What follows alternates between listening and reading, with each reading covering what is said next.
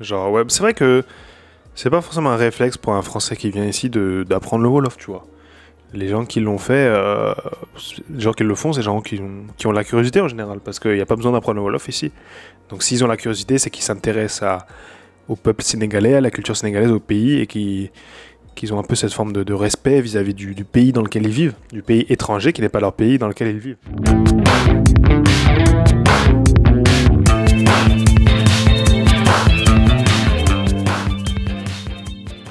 Nous sommes avec Ludovic. Salam alaikum tout le monde. J'espère que vous allez bien. Et toi, Ludovic Nakamou. Mangisi jam, yonak, yang cool. Mangi cool, Yanginos. Ah wow, yo dengar Wolof. Tout direct. Dégâts Wolof, vraiment tout direct quoi. Ah bon, tout direct. Pourquoi tout direct? Parce que tout direct, c'est vraiment le Wolof de survie quoi. Attends, Nyon Giam Bekte di Dalal, c'est un tuba préféré quoi. Pourquoi Apprendre le Wolof. Pourquoi c'est ton préféré? Déjà. C'est toi, non, le tuba préféré des réseaux sénégalais, j'ai l'impression. Qui a décidé ça déjà? C'est moi qui ai décidé ça en fonction de ce que je vois régulièrement. Bon, c'est pas moi, c'est Steven Moussa, le tuba préféré des Sénégalais. Il y en a plusieurs, mais j'ai l'impression quand même, quand on vous voit, que pour en parler régulièrement avec des Sénégalais, des Sénégalaises, que les gens vous aiment bien. Bon, c'est vrai que je fais la promotion de la culture sénégalaise, bon, la langue en particulier, la nourriture. Donc je pense que ouais, de ce côté-là, les gens apprécient, les Sénégalais apprécient. Les Sénégalais apprécient? Ouais, j'essaie d'être dans une démarche bienveillante aussi, tu vois, par rapport à la culture sénégalaise. Ici, c'est pas mon pays, c'est pas ma culture, donc je fais attention, tu vois. Surtout au Sénégal où le respect, la paix, toi, tu sais bien que ce sont des valeurs. C'est très important. La teranga, l'accueil, l'hospitalité aussi. Ouais, c'est normal en fait. C'est vrai que au Sénégal, bon, même en France, il y a des étrangers peut-être qui viennent en France qui respectent pas la culture, mais au Sénégal, c'est vrai qu'il y a des toubabs qui viennent vivre ici, qui viennent en vacances ici. Certains toubabs, ils vont pas forcément respecter la culture locale, tu vois. Moi, j'avoue que je ne parle pas. J'aimerais, en fait, tu nous mets. Je suis dans la culpabilité souvent en te voyant, parce que je me dis voilà à quoi je devrais ressembler en fait. T'es pas obligé d'apprendre la langue, mais au moins, j'imagine que tu respectes quand même les gens, la culture. Tu fais pas n'importe quoi ici. Ça, de toute façon, moi, ça fait 3 ans que je suis au Sénégal. Ouais. J'y suis avec le cœur, pas encore avec la langue, mais le cœur y est, ça vraiment. Rol, c'est ça? Ouais, ça rol, ouais. Ma rol est là.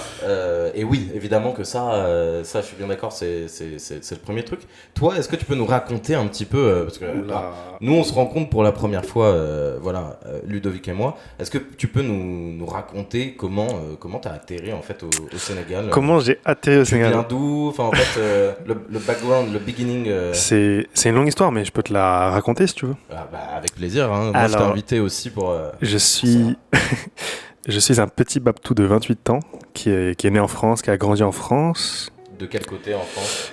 La région de Lyon, entre Lyon et Grenoble. Okay. Dans une petite ville qui s'appelle Bourgoin-Jallieu, qui est ma ville pas de naissance, mais là où j'ai grandi. Qui est une ville moyenne, sans trop d'histoire, mais calme. Enfin, calme, comme on dit. C'est calme. Voilà. Nerna, non? Nerna, tout est rec. Mais ouais. Ça va. C'est pas comme Paris, quoi. Ouais, Paris, c'est un peu. Mais dans ce coin-là, c'est là où tu as des magnifiques montagnes. Voilà. Enfin, c'est quand même un coin. C'est très bien situé. On n'est pas loin des montagnes. On n'est pas trop loin de la mer, la Méditerranée. Donc il y a quand même des choses à faire, tu vois. Si t'as une voiture et tout, tu te fais plaisir. Plus que moi. Moi, je suis un Parisien. Ah ouais, t'as pas bien duré. Non, 100%. Ça moins quoi. moins. Et c'est pour ça que ça me manque ici, les montagnes en fait. Tu vois, moi je suis un gars des montagnes. Le relief.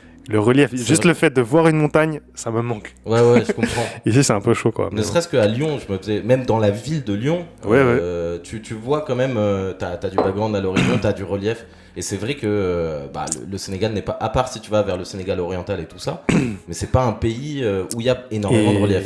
Exactement. Il y en a peut-être pas du tout, même, à part, comme t'as dit, sud-est. Le phare des Mamelles. Le phare des Mamelles, la petite colline à 59 mètres d'altitude. Donc dès que tu la vois, t'es un petit peu touché. Ton cœur, ça pèse, quoi.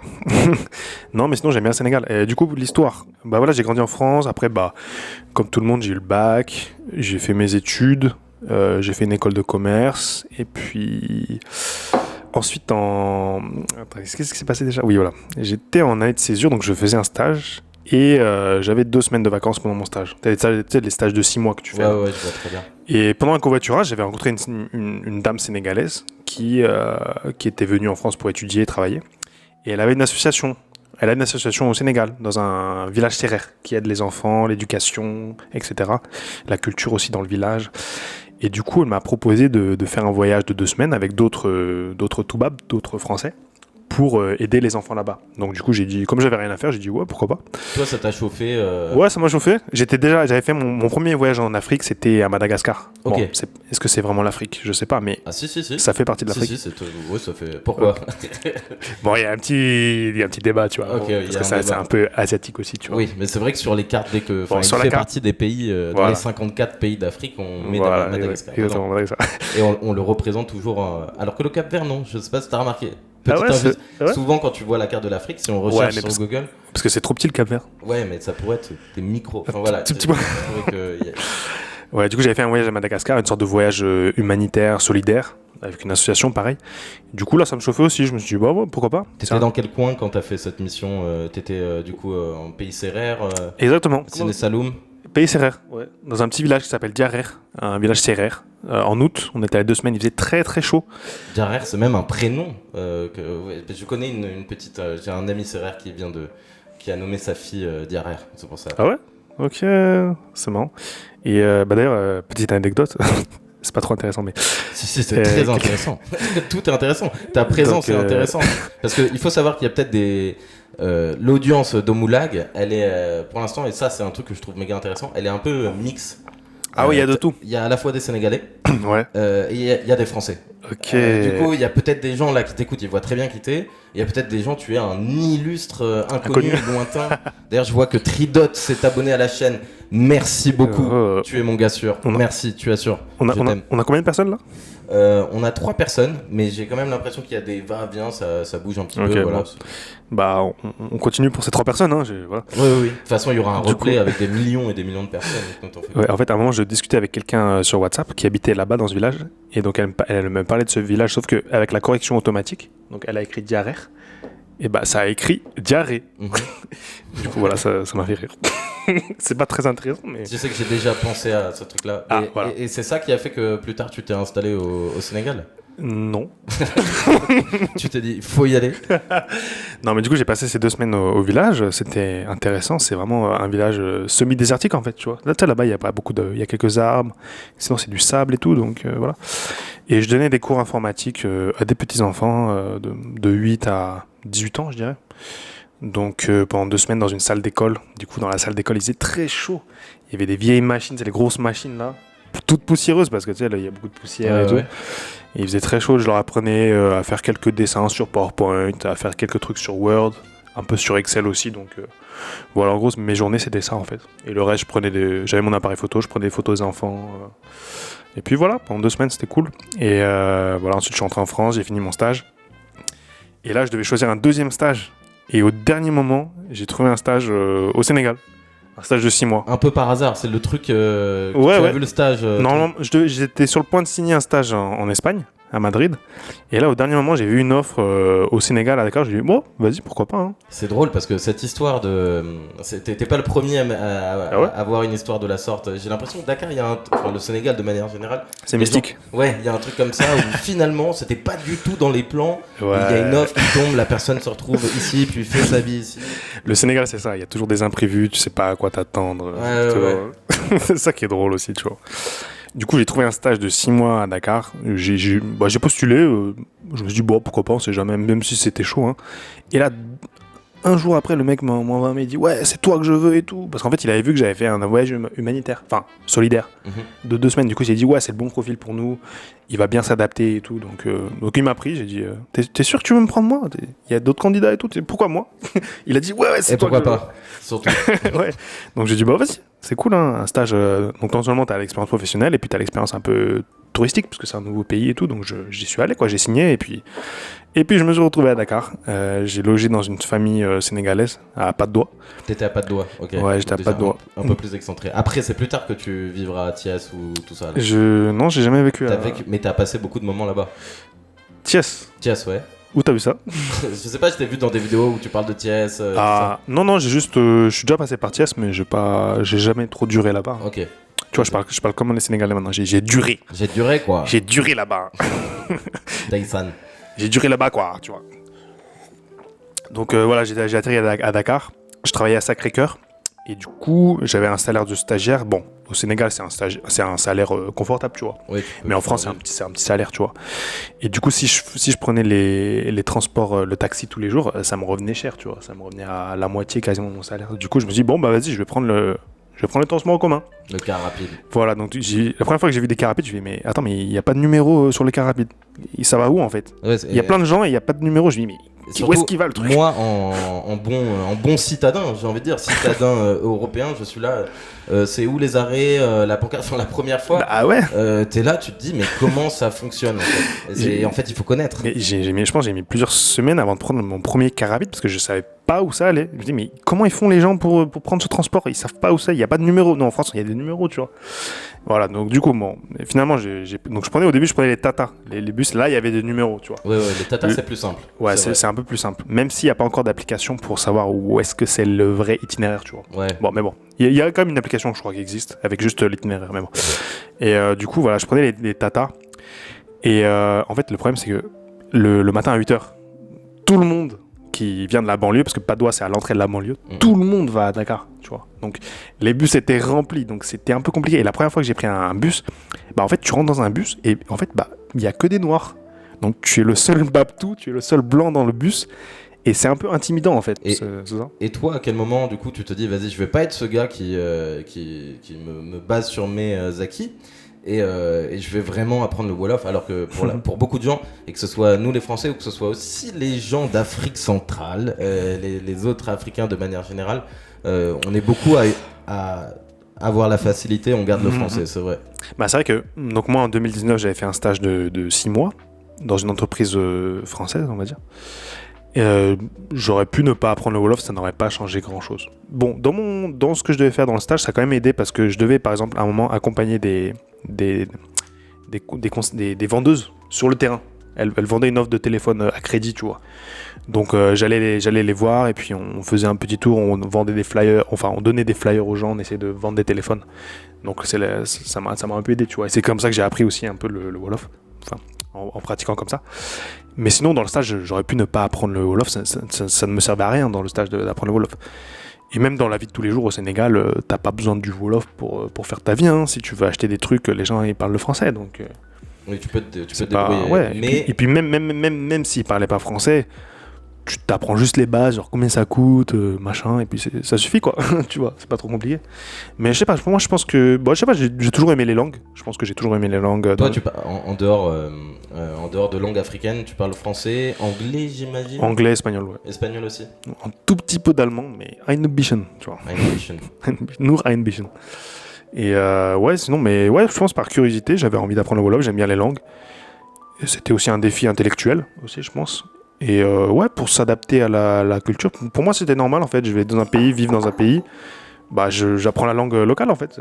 Pour moi c'était logique en fait. Ouais, ce qui est normal. Et moi il va falloir que je prenne du niveau parce que je sais que bientôt beaucoup de gens sénégalais vont me le reprocher. Mais c'est vrai que ça dépend du contenu que tu fais, je pense aussi. Ouais, c'est une chaîne basée au Sénégal. Je peux pas. Moment, il va falloir que... On en parlera à la fin du live. J'aurai des choses à te demander. Donc ensuite, quand j'ai commencé à apprendre le Wolof en 2019, il n'y avait pas beaucoup de vidéos pour apprendre le Wolof. Il y avait quelques vidéos comme ça sur YouTube, mais pas énormément, tu vois. Alors que les autres langues, anglais, espagnol, allemand, à foison, tu vois, il y en avait beaucoup. Et c'est vrai que la vidéo, c'est quand même un bon support pour apprendre une langue, tu vois. Tu as l'image, tu as le son, tu as les sous-titres. Donc c'est cool. Et donc en 2020, en fait, bon, j'étais marié avec une Sénégalaise en fait. Parce qu'à la fin de mon stage, je me suis marié avec une Sénégalaise. Ça aussi, c'est profitable à l'intégration, à apprendre la langue quand tu te mets avec quelqu'un du pays. Ouais, c'est vrai. C'est vrai parce que j'allais souvent voir sa famille du coup. Avec eux, je parlais Wolof le plus possible. Ouais. Donc ouais, forcément un peu. Mais c'est pas pour ça que je me suis marié. Hein. Mais bon. Non, j'imagine. Juste pour apprendre la langue. Et du coup, voilà, en 2020, j'étais marié et donc j'étais au Sénégal à ce moment-là.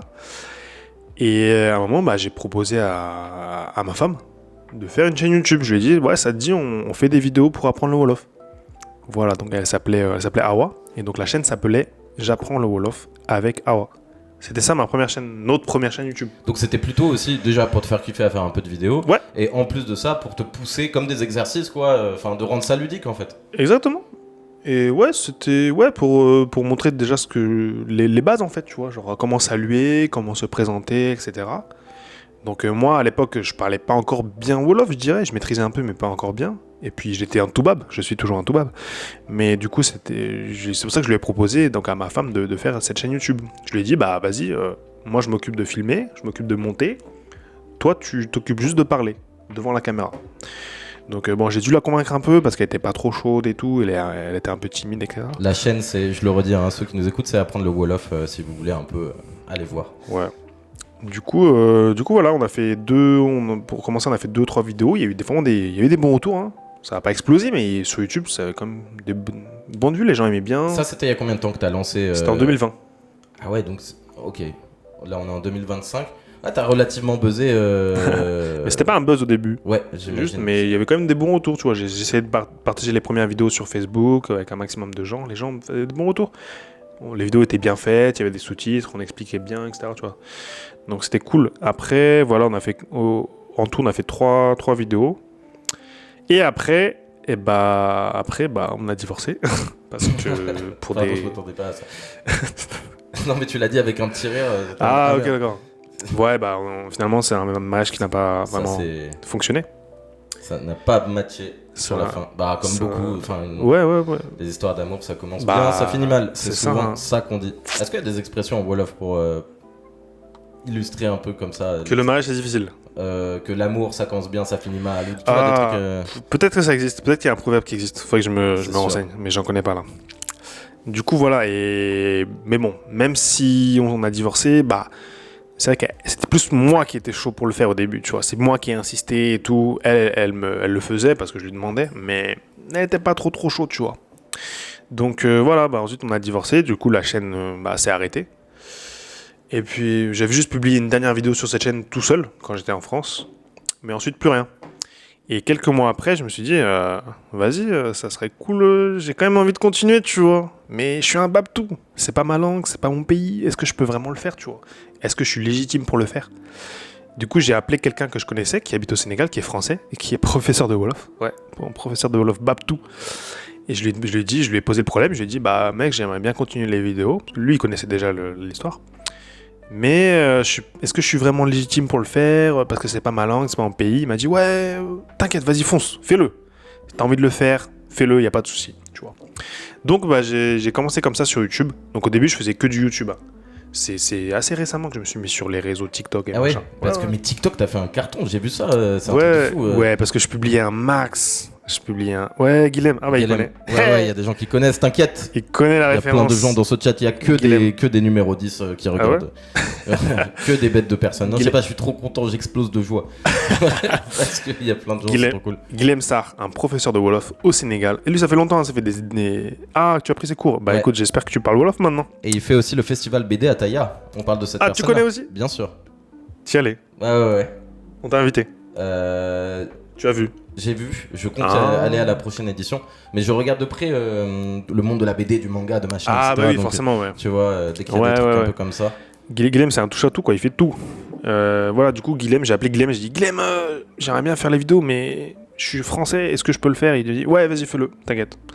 Donc voilà, j'ai fait mes premières vidéos sur YouTube, et à un moment, ma première vidéo qui a buzzé, c'était une vidéo que j'avais tournée, à l'époque, j'étais à Paris. Je travaillais, j'avais installé un petit rideau noir dans ma chambre. J'avais acheté une lumière, une ring light, un peu chère. Et j'ai fait une vidéo qui a fait 70 000 vues. Tu vois, genre sur YouTube? Ouais, c'est ouf quand même. C'était quoi la vidéo? C'était juste une vidéo où au début, les 3 premières minutes, je présente le Wolof. Où est-ce que c'est parlé, c'est quoi comme langue, etc. Et ensuite, la deuxième partie, donc environ 10 minutes, je commentais un extrait d'une série sénégalaise. Si tu veux, alors si tu mets apprendre le Wolof série sénégalaise, tu vas le voir. Ma première vidéo qui a buzzé, attention, je m'y attendais pas. Je portais un maillot du Sénégal. Voilà, c'est celle-là. C'était ça? Mon premier buzz. Premier buzz après une série de... Ça, t'étais à Lyon à ce moment-là? Paris.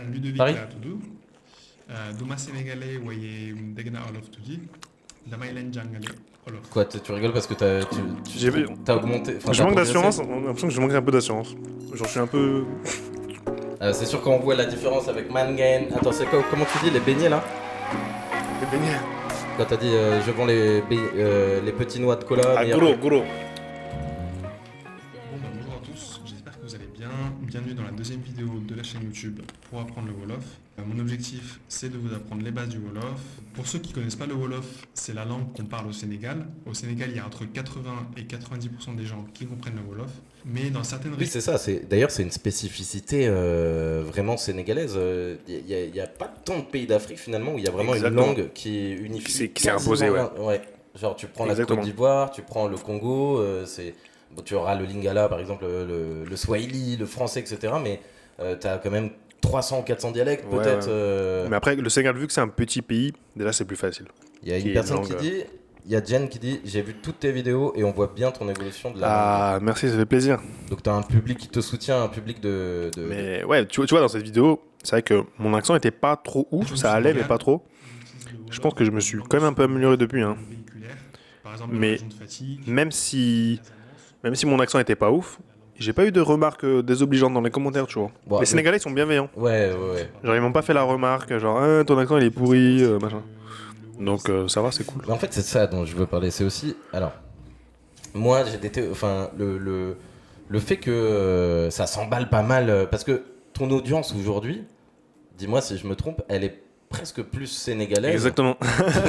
En fait, c'est ça. Mais C'est ça, comment tu peux avoir 800 000 abonnés sur TikTok pour une chaîne qui s'appelle Apprendre le Wolof, alors qu'il n'y a pas 800 000 personnes qui apprennent le Wolof. Le Sénégal, c'est un petit pays. Les Français qui viennent ici, certains ils s'intéressent au Wolof, certains ils n'ont pas besoin d'apprendre le Wolof, ils s'en foutent, tu vois.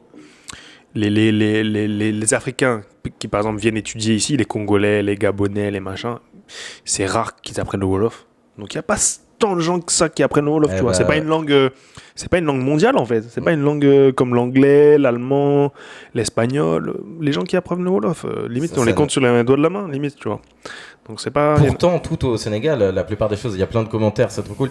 Les Sénégalais best peuple ever, j'ai juré, ça on est d'accord. Il y a même des Sénégalais qui disent que tu parles mieux qu'eux. Bon, ça c'est faux. Ça c'est faux. Il y a plein de Sénégalais qui me disent Yamaganadek Wolof. Genre tu parles mieux que Wolof que moi. Mais non, c'est faux. Genre la plupart des gens t'encouragent, essaient de t'apprendre. Ouais, ça vraiment ici, il y a vraiment, ils apprécient trop. Les Sénégalais parlent tous français. Une bonne partie, je dirais pas tous. Si tu vas dans les régions, peut-être que là ça parlera moins. Mais globalement, pas tous, mais une bonne partie. Je pose une petite question. Est-ce que tu penses pas, Ludo? Déjà, est-ce que dans le chat, si je vous montre ceci, ça vous parle? Est-ce que vous voyez ce que c'est, ce truc-là? Et ensuite, la question c'est, est-ce que selon toi, pour vraiment bien t'intégrer au Sénégal, pour moi, tu es obligé de valider cet objet-là? Alors, la personne qui se dit intégrée au Sénégal, qui ne valide pas cet objet-là, n'est pas intégrée au Sénégal. Je vais te raconter une anecdote. Déjà, il y a des Sénégalais qui n'utilisent pas ça. Hein. Il y en a peu, mais il y en a qui n'utilisent pas ça. Tu sais que, en vérité, 70% de la population mondiale n'utilise pas de PQ.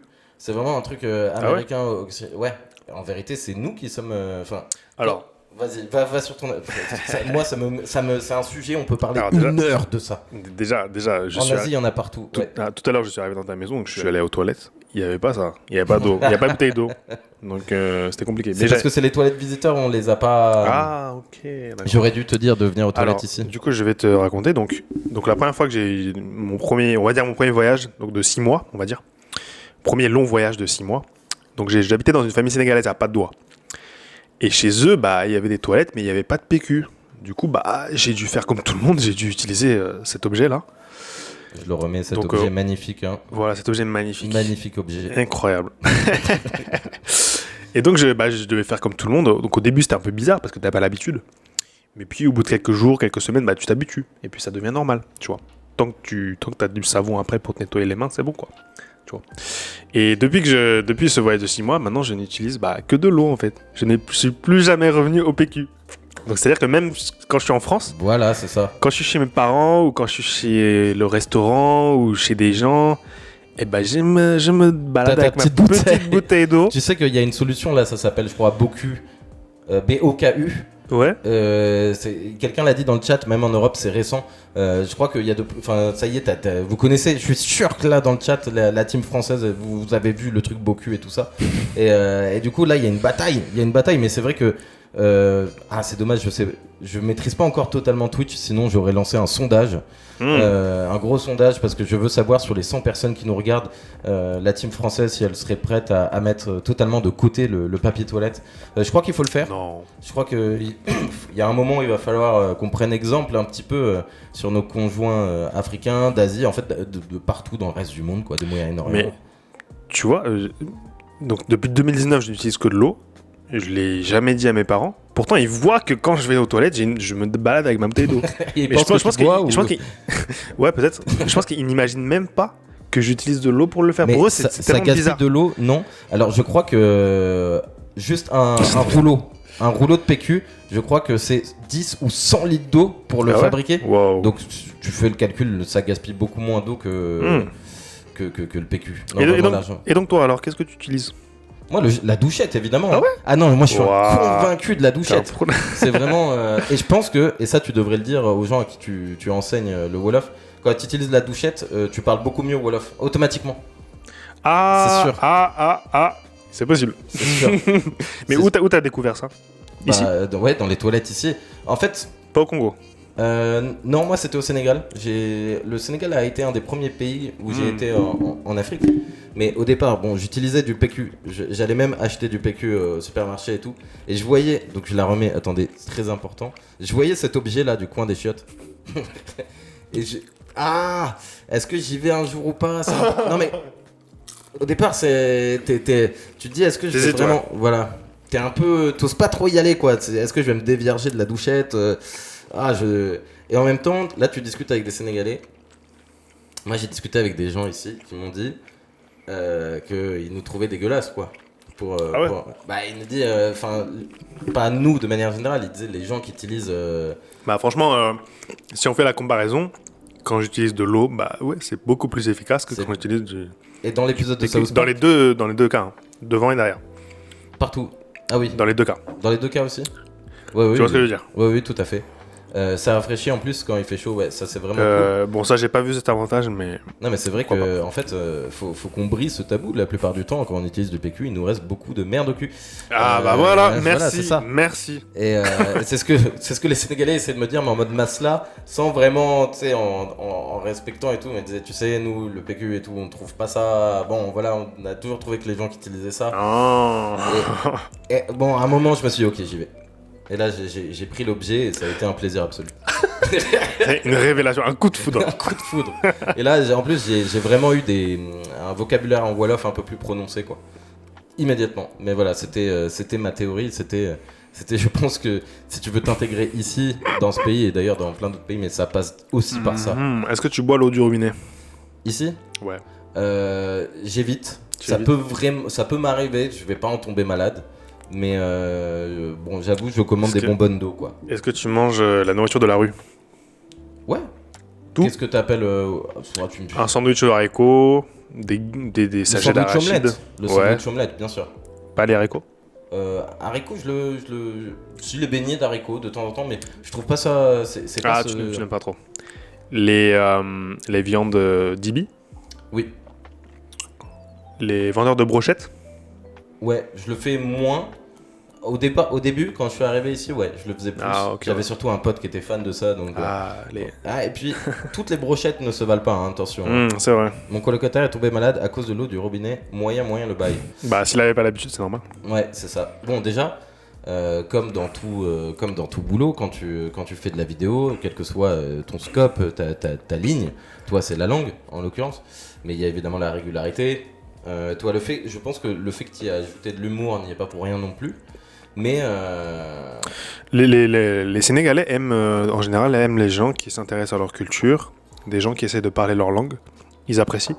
Et puis je pense que c'est un peu nouveau d'avoir des blancs. Ouais, en fait, genre ouais, c'est vrai que c'est pas forcément un réflexe pour un Français qui vient ici d'apprendre le Wolof, tu vois. Les gens qui l'ont fait, les gens qui le font, c'est des gens qui ont la curiosité en général, parce qu'il n'y a pas besoin d'apprendre le Wolof ici. Donc s'ils ont la curiosité, c'est qu'ils s'intéressent au peuple sénégalais, à la culture sénégalaise, au pays, et qu'ils ont un peu cette forme de respect vis-à-vis du pays dans lequel ils vivent, du pays étranger qui n'est pas leur pays dans lequel ils vivent. Ça, il y a ça, mais moi je pense qu'il y a presque un fond de l'ordre de l'inconscient qui va encore plus loin, qui est, pour parler très simplement, depuis très longtemps, par exemple au Sénégal, mais ça vaut dans beaucoup de pays africains, il fallait faire le blanc pour espérer... comment dire Ah oui, ressembler aux Français pour... Voilà, c'est ça. Ah oui, je vois. Avec évidemment le poids de la colonisation, pour être dans la haute sphère, il fallait se rapprocher le plus du français, du blanc, de la culture du blanc. Ah ouais, du coup, s'ils voient un blanc qui fait l'inverse, qui essaie de se rapprocher moi, c'est ça mon analyse. Ça leur fait bizarre. Ça leur fait plaisir. En fait, c'est plutôt, pour moi, t'es une... Vous êtes les marqueurs d'un nouveau changement. D'un changement, en fait. C'est assez récent que finalement, maintenant, on voit des blancs c'est eux qui s'adaptent à nous et qui prônent notre culture. Ouais. Donc, ça veut dire, c'est peut-être le tournant de quelque chose. Moi, c'est comme ça que je vois. Le tournant du nouvel ère. Ouais. Peut-être, hein. Peut-être. En tout cas, c'est vrai qu'il y a de plus en plus de Français, je pense, qui apprennent le Wolof et que les prismes, tout ça, c'est en train de changer un peu. On est plus, on est moins dans le délire colonisation et tout ça, genre le Français qui vient au Sénégal, qui méprise un peu le peuple, genre les gens ici sont inférieurs, machin. Non, on est tous des êtres humains. Chaque culture est riche et il faut respecter la culture d'autrui, tu vois. Bon, c'est un peu ça la mondialisation. Hein, moi, je suis un enfant de 96, peut-être toi aussi. On est 94. 94, ouais. On est presque de la même génération. On est né avec la mondialisation, Internet. Forcément, on est plus ouvert. Quand moi, j'ai grandi avec Internet, je regardais beaucoup de films américains. Est-ce que c'est des films français ? Non. Ouais. Mais je pense que c'est aussi une bataille. Hein. Les Sénégalais se sont battus pour arriver à aujourd'hui unifier le pays avec le Wolof, etc. Ouais. Prôner leur culture, ce qui est une bataille où potentiellement d'autres pays n'ont pas réussi à ce point-là pour l'instant. Dans ce processus d'unification en tout cas, et donc je pense qu'il y a une forme de fierté il y a un basculement. On voit pour une première salve sur les réseaux enfin des gens qui viennent de l'ancien pays colonisateur qui cette fois ne sont plus du tout dans la démarche de nous dire quoi faire et au contraire accueillent notre culture à nous. Ouais. Après des fois on me dit que je suis un espion, hein. Ah ouais. Ouais, des fois c'est rare qu'on peut me dire que je profite, c'est très rare, j'ai quasiment jamais eu ça, genre que je profite du Sénégal pour me faire de la thune ou des trucs comme ça, mais j'ai une seule fois, je pense, mais j'étais pas sérieux, je pense. Mais ça m'arrive jamais. Hein. Et je voulais parler d'autre chose. Ça, c'est sur le volet historique, un tout petit peu politique. Bien que je pense que, en fait, quand on parle de colonisation, on parle plus d'histoire que de politique. En réalité, c'est juste les faits. Je trouve que trop souvent, il y a des gens qui mettent ça de côté comme s'il y avait une forme de tabou, etc. Alors que c'est des questions à explorer. Que même nous, en tant que Français, en tant que gens qui n'ont peut-être pas parfois des liens directs avec l'Afrique, on doit s'informer en fait à minimum. Et je voulais rapidement juste faire une toute petite passe sur... j'imagine que derrière toi, tu reconnais le drapeau que tu vas voir là. Que tu peux voir... la Breton. Le drapeau breton. Bretagne. Tu es breton ? Moi, non.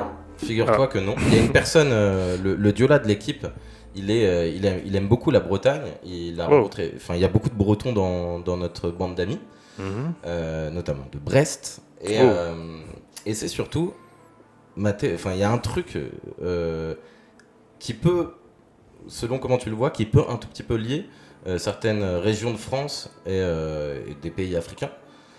Et je pense que ça joue, par exemple, pourquoi Issa, le Diola, la Bretagne lui parle aussi. Avant d'imposer, parce que t'es là, j'en profite, on parle de langue, avant d'imposer la langue française, vraiment d'imposer totalement dans toutes les colonies africaines la langue française de manière obligatoire, administrativement, etc. La France, au 19e siècle, donc on sort de la Révolution, à ce moment-là, il y a Jules Ferry qui est là et ils veulent unifier. En fait, la France d'il y a un peu plus de 200 ans, elle était très régionaliste, elle n'était pas du tout unifiée comme aujourd'hui. C'est vrai, hein.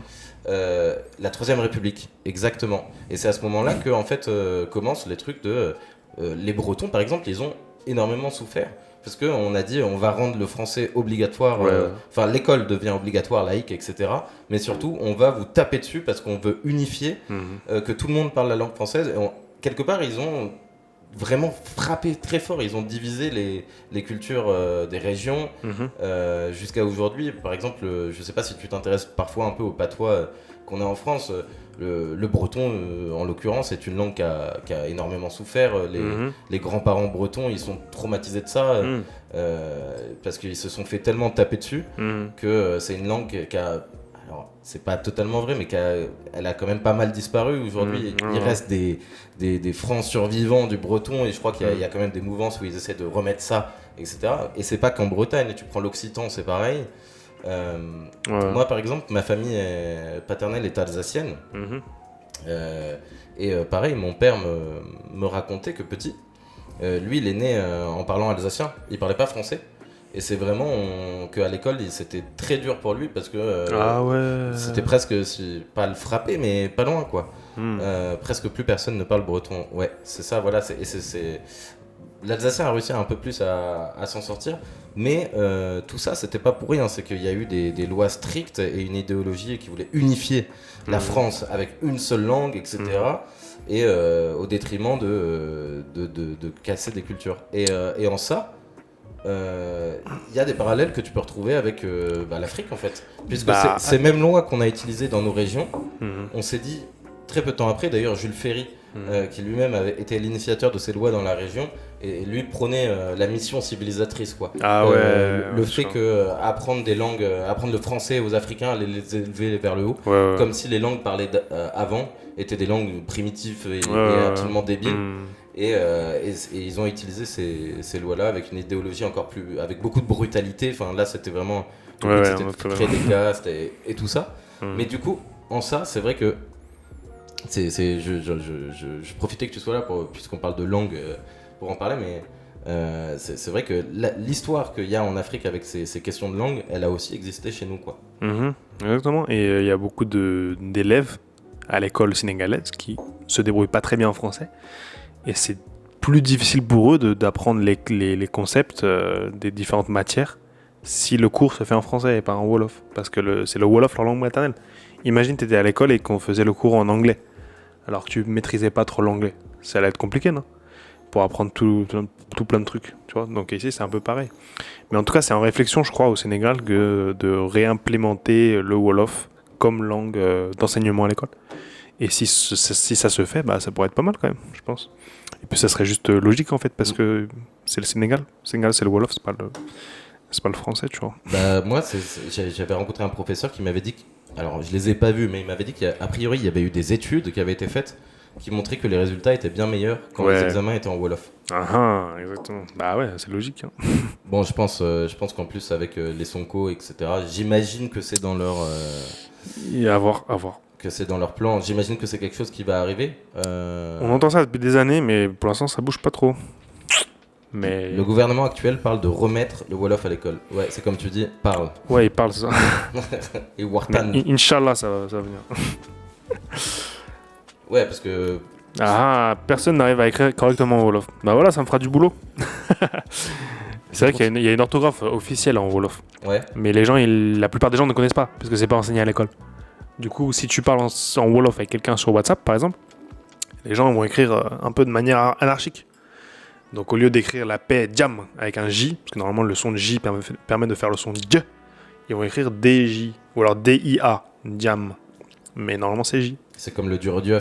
Voilà. Avec, tu peux l'écrire Dieu, enfin le mauvais Duredieu, c'est D-I-E-U. Voilà, exactement. Et sinon, j'ai jamais compris, moi, quand je le lisais au départ, Duredieu, donc Duredieu en Wolof, ça veut dire merci. Voilà, on vous apprend des mots. Quand je le lisais, je lisais Jérejef. Avec le J. Ouais. Bah oui, si tu connais pas, du coup, ouais, c'est...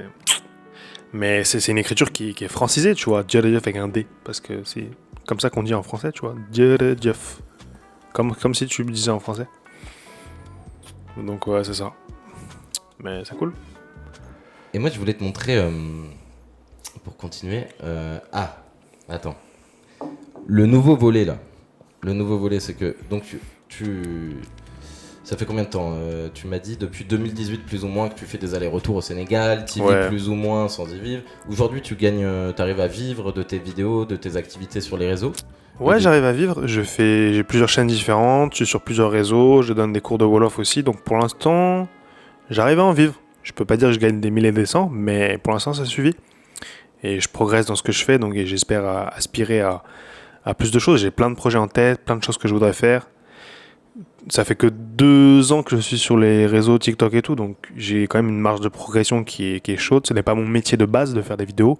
J'ai pas fait d'études dans ça, moi j'ai fait une école de commerce. Bon, spécialisation plutôt marketing, communication. Donc ouais, Mais tout ce qui est design et tout, j'ai appris tout seul. Donc j'ai encore pas mal de... Il y a plein de trucs quand tu fais des vidéos que tu peux apprendre. Par exemple, moi, quand tu fais des sketchs, ça, normalement, c'est du cinéma. C'est comme du cinéma. Donc il y a plein de trucs à apprendre, scénario, le jeu d'acteur, comment filmer bien. Est-ce que tu... Alors, il y a plusieurs questions. Est-ce que tu peux prononcer le Q en Wolof? Il y a une blague derrière Ah. ça ou... Non, en fait, je crois que j'en ai déjà parlé quelque part. Mais en fait, ouais, j'ai dit quelque part, mais oui, c'était une interview, je crois. En fait, la lettre Q, par exemple, dans Dak, ça se prononce comme ça. C'est trop, j'arrive pas à le faire. Au début, j'ai dit Dak, parce que c'est plus facile. Mais normalement, on dit Dak. Comme si... Tu connais le son R, Ouais. Enfin, Bah, j'ai du mal déjà. comme tu vois, Khalis, je vais- l'argent, Khalis. Ouais. Bon, ouais, moi, ça va, j'arrive à le faire. Khalif, quoi. Comme le Khalif, ouais. Ça, Comme j'arrive à le... Khalibi. Khalibi, voilà, l'enfant. Khalibi Mang Mai Doflo. Voilà. Voilà. Il me rend fou. Ouais. Mungi, pas Mangi, Mungi. Mongi. Ouais. Mongi Wara, comme le chapeau de paille. Je connais pas. One Piece. Bon, bref, c'était Ah, je vraiment regarde pas. Ah, mais d'ailleurs, c'est comme ça que je t'ai découvert, la petite vidéo que j'ai vu passer sur le One réseau. Piece Naruto.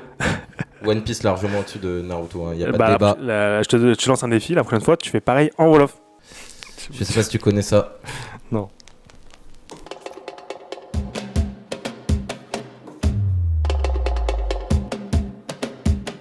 C'est Giz Giz Boubès, le groupe. C'est un...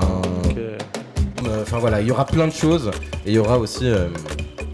Moi je ferai... Il y aura des événements spéciaux qui vont se passer. Bref, il va se passer beaucoup de choses. Ok. Pas sûr qu'on reçoive des invités autant de marques qu'aujourd'hui. C'est dur d'égaler la perfection. Non. Mais... Faut pas exagérer non plus. Faut Hein. pas exagérer. Mais il se passera des trucs. Voilà, je voulais vous dire Inch'Allah. encore une fois merci. Ouais. On se dit ciao. Baben Enyon, comme on dit. Inch'Allah. Et puis Legui Legui. Merci à tous. Merci beaucoup. Allez, Neklen Sidiam. Djeradja Fouay.